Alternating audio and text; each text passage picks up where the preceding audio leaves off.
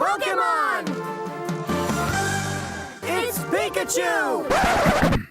I mean, shipping container. Not as cute, but way more powerful than it looks. It changed cities, formed global trade, and even helped a banana find its way to your breakfast plate. Today, we're diving into the story of the greatest box ever built. You might have noticed humans have an unusual obsession with cubes. They're square, stackable, simple. And if you can put something inside, even better.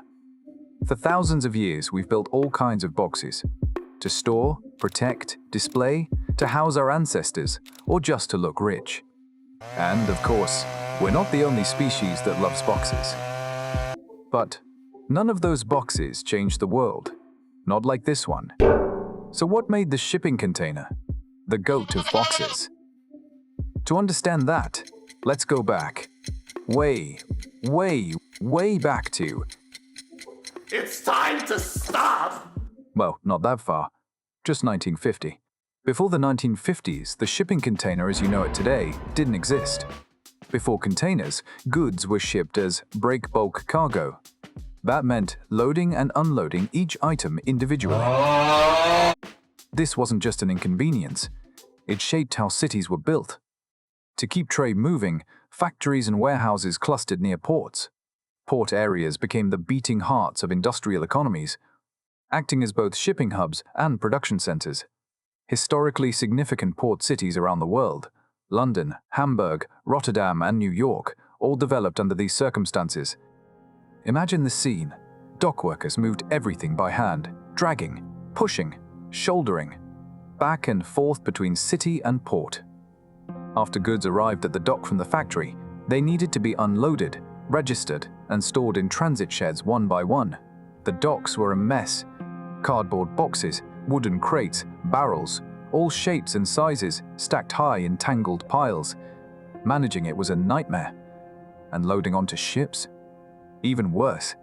Loading and unloading relied almost entirely on the brute force and skill of longshoremen, who manually moved all kinds of goods onto pallets or slings, which were then hoisted into the dim cargo holds by cranes. Unloading also required careful handling to avoid damaging other goods. This process was incredibly time-consuming and labor-intensive. And because the longshoremen spent so long bent over working, by the end of their shift, they usually looked a bit like gorillas. Meanwhile, cargo ships stayed in port for weeks, sometimes months. Just the loading and unloading made up a huge chunk of shipping costs. In fact, a ship often spent more time stuck in port than actually sailing. For sailors, though, great news. Days off, paid, and on land. But I digress. So back then, global trade was like a giant jigsaw puzzle. But putting it together looked more like this. So how did we get here? To understand the shipping container, we need to turn the clock way back. Not to 1950, but the late 18th century. In the coal mines of Britain, early container-like systems were already in use. These were called loose boxes, or tubs, used to haul coal along rail tracks and canals. By the 19th century, the idea kept evolving. In France, railway companies began experimenting with ways to transfer entire stagecoaches using gantry cranes, lifting them directly onto flatbed railcars. By the early 20th century, discussions around various types of containers were emerging not just in Europe, but also across the US.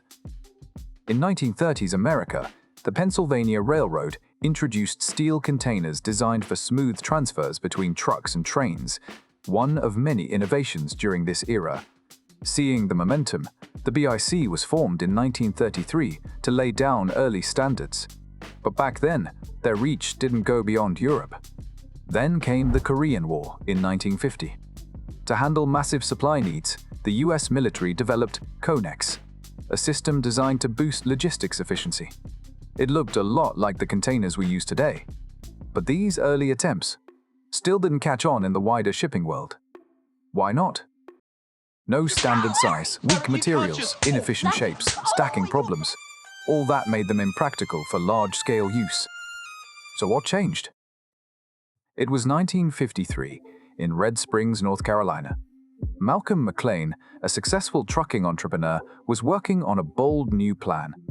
At the time, he had no idea this idea would revolutionize global transport. Post-World War II America was booming. More cars, more roads, more traffic jams. A large part of McLean's trucking business covered coastal transportation routes, but as more and more cars appeared on coastal highways, his truck transport efficiency became worse and worse, and costs gradually increased.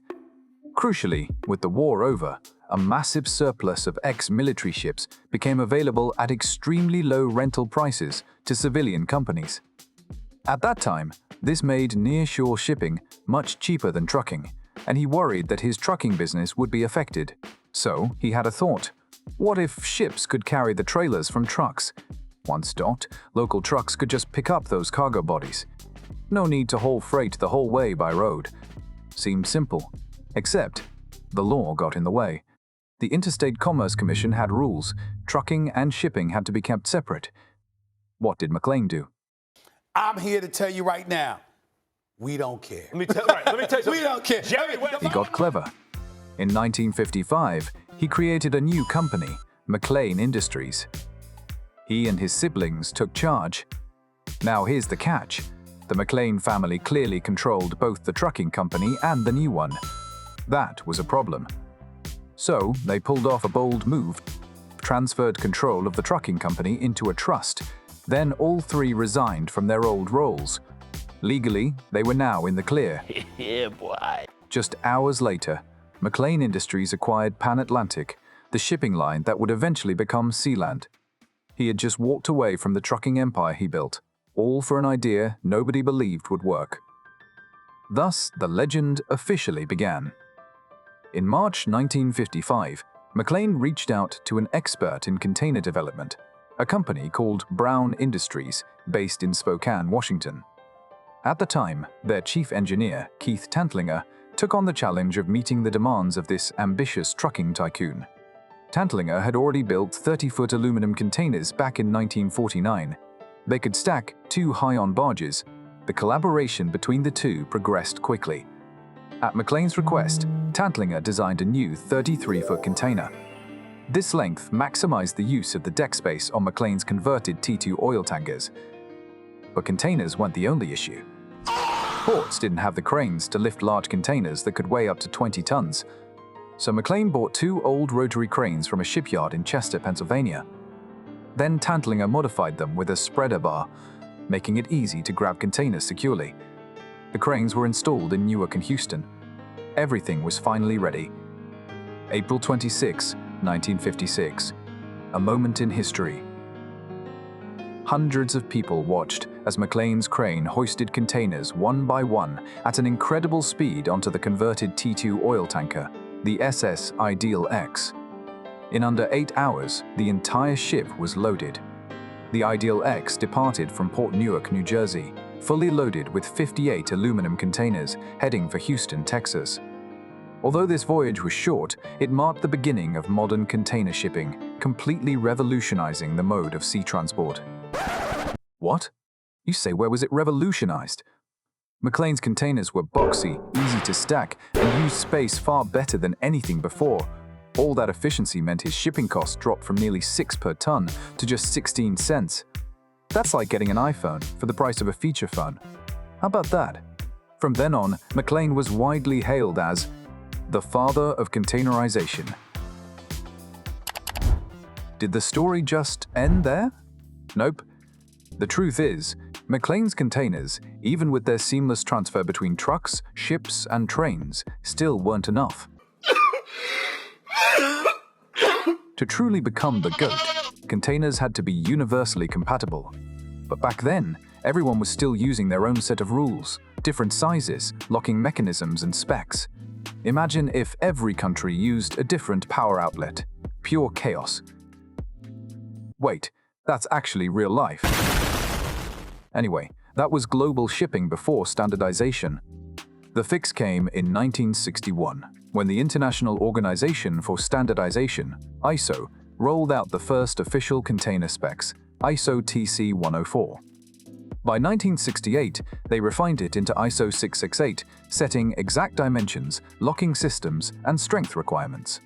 Suddenly, a container built in China could lock perfectly onto a truck in the Netherlands or a ship in the US without modification.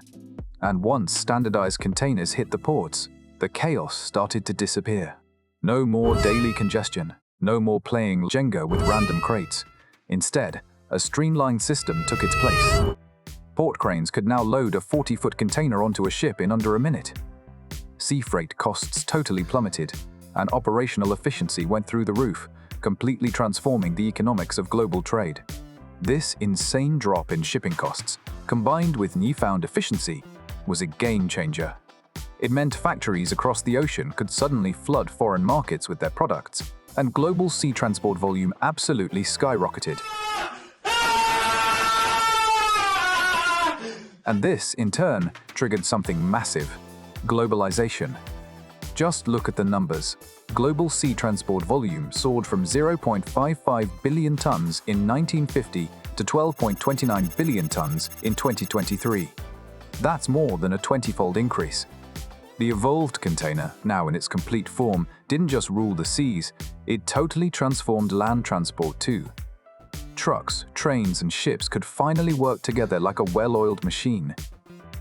Go to any big port today, and you'll see roads, rails, and docks all humming along in perfect sync.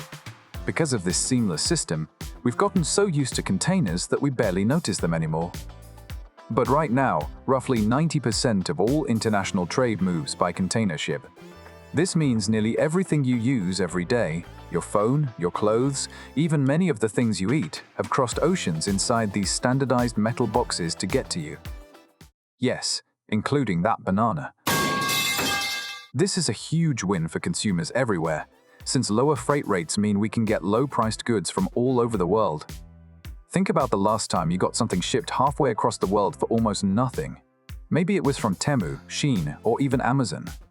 In fact, according to the 2024 Container Trade Statistics, the total volume of containers transported globally has reached an astonishing 183.2 million TEUs.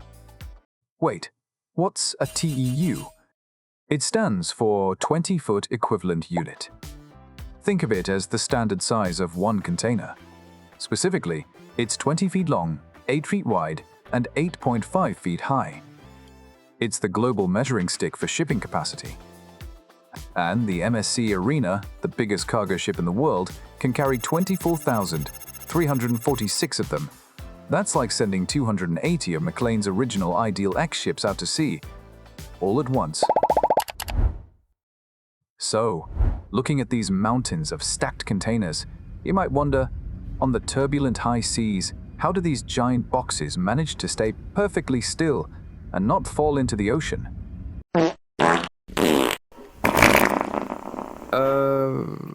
Let me put it this way. It makes them 99% perfectly still. After all, according to the World Shipping Council, an average of over 1,200 containers still fall directly into the sea every year. The power of nature? Still very real. So how do these containers even stay on deck in the first place? Well, it all comes down to one small but genius invention: the twist lock.